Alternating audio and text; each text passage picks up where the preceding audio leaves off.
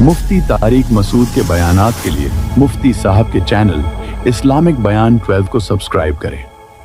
بات ہوئی گورنر سے، کامران ٹیسوری صاحب سے،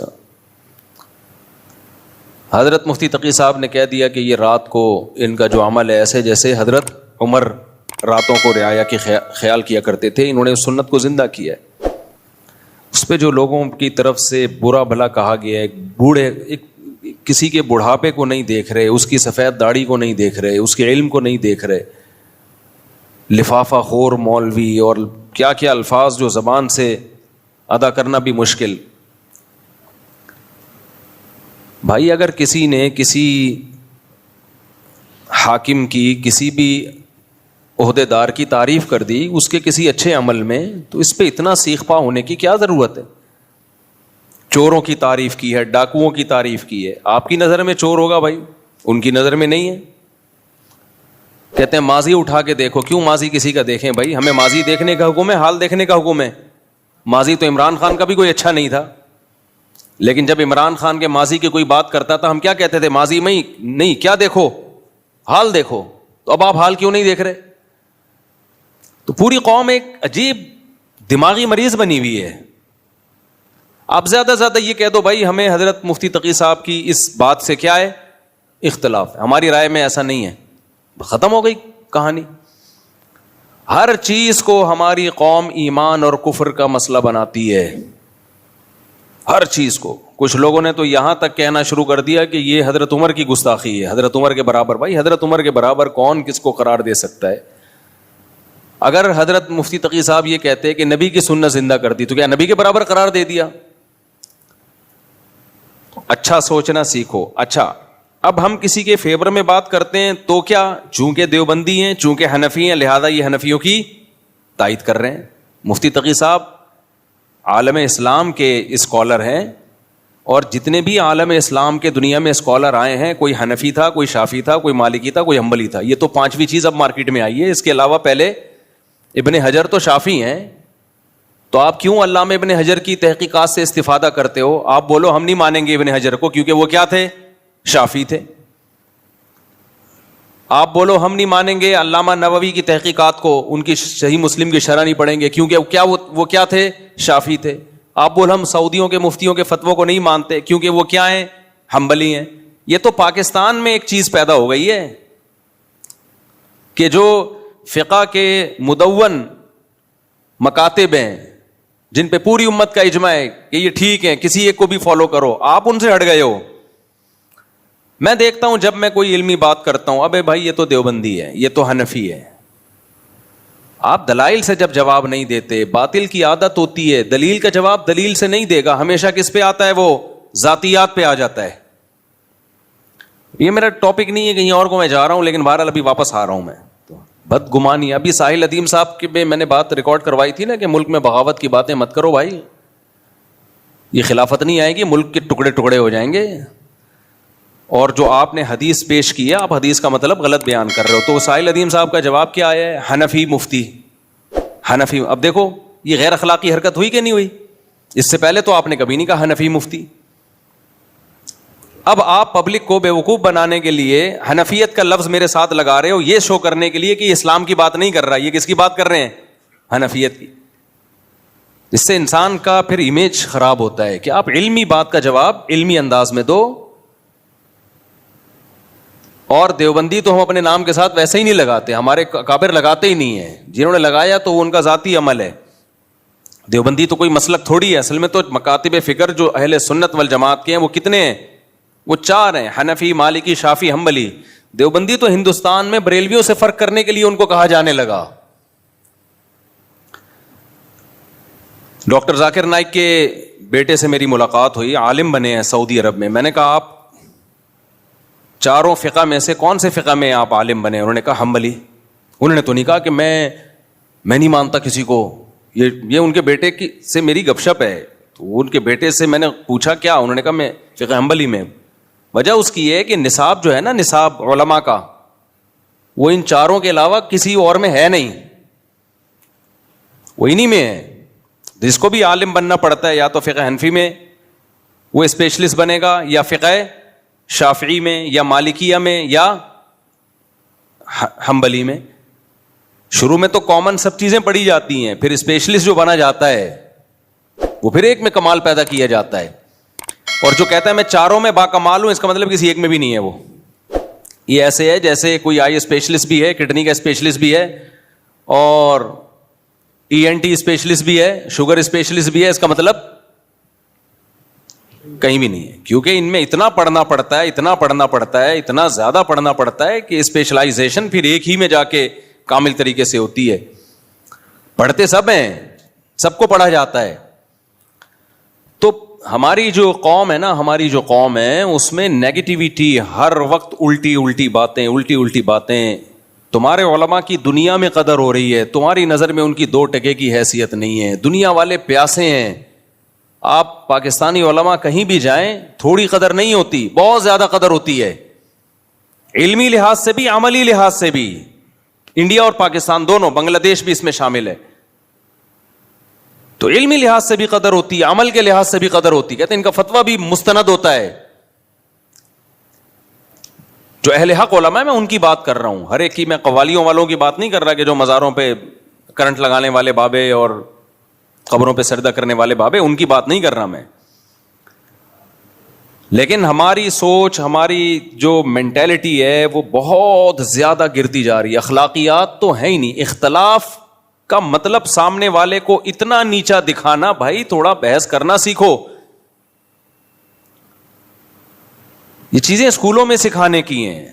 اعتدال بھی کوئی چیز ہوتی ہے. آپ اختلاف کرو, ہم نہیں کہتے کہ آپ کسی کی اندھی تقلید میں آ جاؤ. آپ کی ایک رائے ہے, آپ گورنر کو برا سمجھ رہے ہو, آپ بولو بھائی ہماری رائے میں یہ ٹھیک نہیں ہے, ختم ہو گئی بات.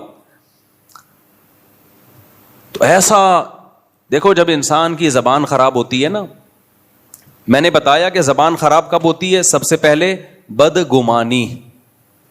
حضرت مفتی تقی عثمانی صاحب کا کامران ٹیسوری سے کچھ بھی لینا دینا نہیں ہے, 5 روپے بھی نہیں لیے ہوں گے انہوں نے. دوسری بات یہ کہ آپ کے پاس کرائٹیریا کیا ہے. کیا آپ نے یہ فرض کر لیا ہے کہ آپ کی مرضی کا اگر سیاستدان نہ جیتے الیکشن میں تو وہ لازمی غلطی ہوگا؟ یہ فرض کیوں کیا ہوا ہے آپ نے؟ اور سارے ہی غلط ہوں گے؟ کیا دنیا میں کوئی ایسا شعبہ ہے جس میں 100% لوگ غلط ہوں؟ ہے بھائی, ہم سے آپ دین کا علم سیکھو بھائی, اس میں ہماری رائے معتبر ہوگی. سیاسی چیزوں میں جتنی ہمیں جو تجزیہ ہے, جو ہم معلومات ہیں, اس کے حساب سے ہم بھی ایک رائے قائم کرتے ہیں, اور وہ رائے ہماری تبدیل بھی ہو سکتی ہے. میں تو ایک اصول اور ضابطہ بیان کر رہا ہوں کہ بھائی دشمن کی رائے کا اعتبار بولو نہیں ہوتا. آپ کا کسی سے جھگڑا چل رہا ہے پیسوں کا, تو کسی دوسرے نے آپ کے دشمن کے خلاف کیس کیا, اور جس نے کیس کیا اس نے آپ کو گواہی کے طور پہ پیش کر دیا کورٹ میں, تو آپ کا مخالف جرا کر سکتا ہے کہ یہ تو میرا دشمن ہے, یہ تو ویسے ہی میرے خلاف ہے. ساس گواہی دے رہی ہو بہو کے خلاف, مانی جائے گی؟ سوکن گواہی دے رہی ہو سوکن کے خلاف, مانی جائے گی؟ نہیں مانی جاتی اسلام میں. بہو ساس کے خلاف گواہی دے, نہیں مانی جاتی. تو ہمارے ہاں مختلف قسم کے کرائیٹیریا ہم لوگوں نے بنا لیے. بھائی کچھ پازیٹیوٹی پیدا کرو, خدا کے لیے ڈپریشن سے نکلو, کچھ اچھا سوچنا شروع کرو, اچھا سوچنا شروع کرو, اور زبان کو لگام دو. فیس بک پہ جو کمنٹس ہوتے ہیں نا, اس سے پتہ چلتا ہے کسی قوم کی اخلاقیات اس وقت کہاں جا رہی ہیں. قوم کی جو اخلاقیات ہیں نا, وہ کیا اس وقت حال کیا ہے اخلاقیات کا. اتنا برا بلا, اتنا برا بلا. او یار بیچارے بوڑھے بزرگ ہیں, ان کی زندگیاں کھپ گئیں.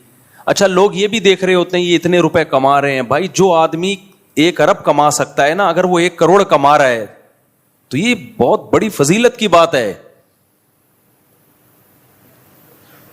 اگر وہ 1 کروڑ کما سکتا ہے اور 1 لاکھ کما رہا ہے, کما وہ 1 کروڑ سکتا ہے محنت کر کے, لیکن دنیا کی محبت نہیں ہے, لہذا گزارا 1 لاکھ پہ کر رہا ہے, تو یہ بھی اس کی علامت ہے نیک آدمی ہے.